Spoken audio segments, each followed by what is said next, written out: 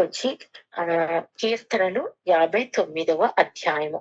So మన కీర్తనలు చూసినట్టయితే గనక కీర్తనల గ్రంథంలో దావీదు దేవుణ్ణి అనేక సందర్భాలలో వివిధ మానసిక పరిస్థితిలో ఆయన దాదాపుగా ఎన్ని 7 రకాల ప్రార్థనలు ఆయన రాసి ఉన్నారు. అందులో ముఖ్యమైనవి ఏంటంటే, ఒకటి స్తుతి ఆరాధన గురించి, రెండవది కృతజ్ఞత ప్రార్థన గురించి, మూడవది పక్షపాతము ప్రార్థన గురించి, నెక్స్ట్ నాలుగవది చూసినట్టయితే విజ్ఞాపన ప్రార్థన, ఐదవదిగా నాయకత్వం గురించి, సహవాసం గురించి, ఆరవది, ఏడవదిగా శత్రువుల గురించి ప్రార్థన.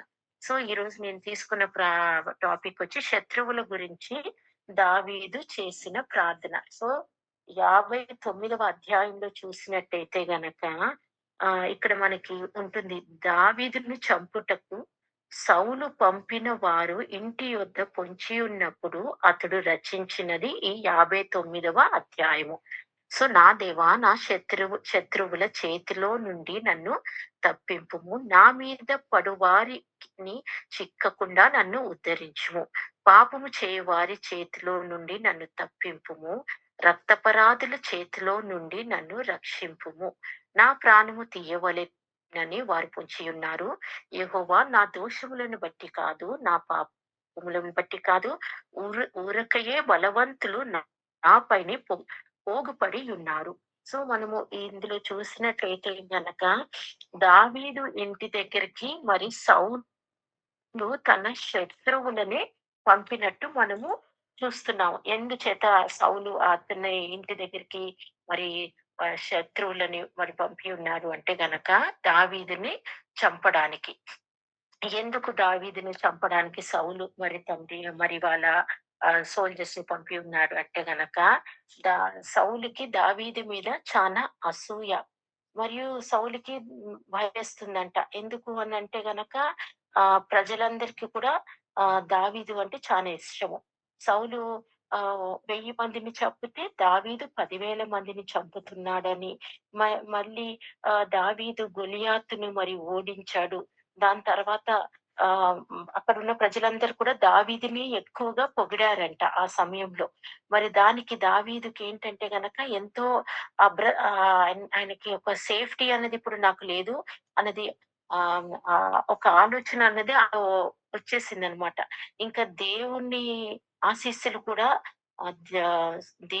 మన దావీదు మీద ఎక్కువగా ఉన్నాయి, సౌలు మీద తక్కువ ఉన్నాయని ఆ భయం కూడా సౌలులో చాలా ఎక్కువైపోయిందనమాట.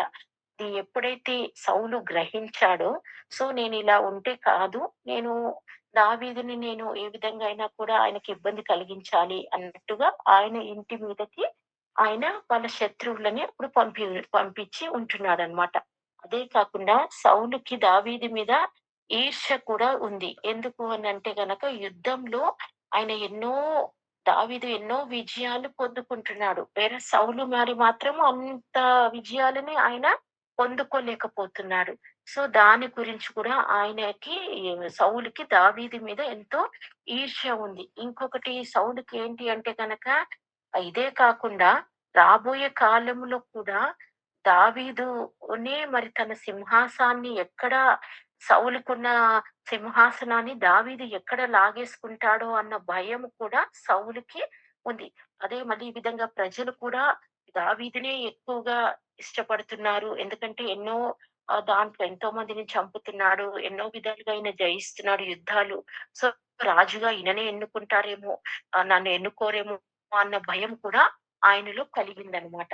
సో దావీదు మరి ఆయన ఇంటి దగ్గరికి శత్రువులు వచ్చినప్పుడు ఆయన ఎంతో భయంతోని ఆయన దేవుణ్ణి, దేవా నన్ను రక్షించమని కోరుకుంటున్నాడనమాట. ఆ విధంగా రక్షణ గురించి కోరుకుంటున్న కీర్తనే ఈ 59వ అధ్యాయము.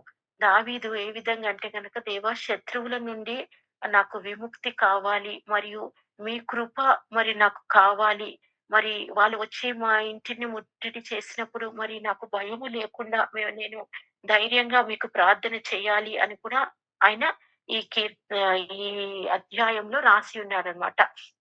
రక్షణ గురించి ఆయన వేడుకుంటున్నాడు. నా దేవా, నా శత్రువుల చేతిలో నుండి నన్ను తప్పింపుము అని ప్రార్థించాడు.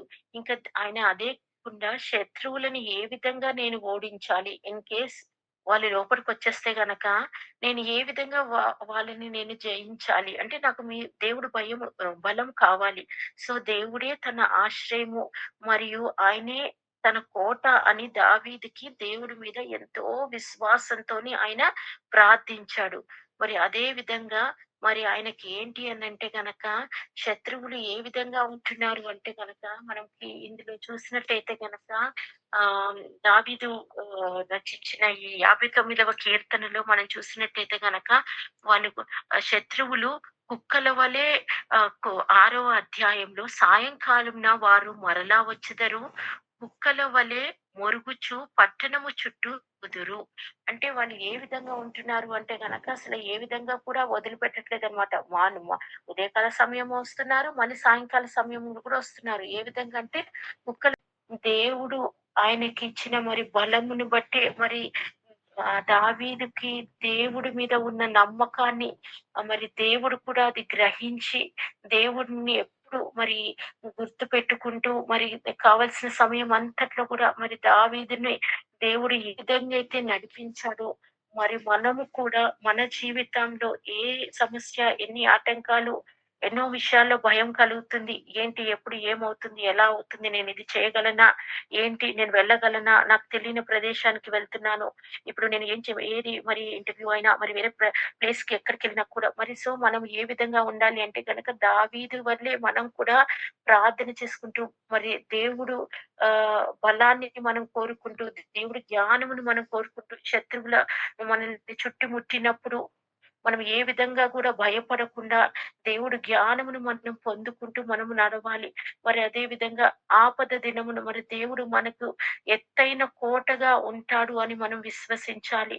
మరి ఈ నమ్మకాన్ని మరి మనందరి జీవితాల్లో మనము పెట్టుకొని ఏ విధంగా కూడా మనం భయపడకుండా నిరీక్షణ కలిగి చక్కటి విధంగా మనం దేవుని నమ్ముకొని ముందుకు మరి తండ్రి కొనసాగి మనం వెళ్ళినట్టయితే గనక చక్కటి విజయాన్ని మనం పొందుకుంటాము. అన్ని విషయాల్లో కూడా మనం సక్సెస్ అయ్యి నిల్చుంటాము. మరి ఈ కొద్దిపాటి మరి మెసేజ్‌ని మరి దేవుడు దీవించి, ఆశీర్వదించి మరి మనందరితోను కూడా అన్ని విషయాల్లో సహాయంగా, బలంగా, జ్ఞానం దయచేస్తూ నడిపించమని యేసు పరిశుద్ధ నామములో అడుగుతున్నానండి. Thank you. Thank you sisters. Praise lord sister.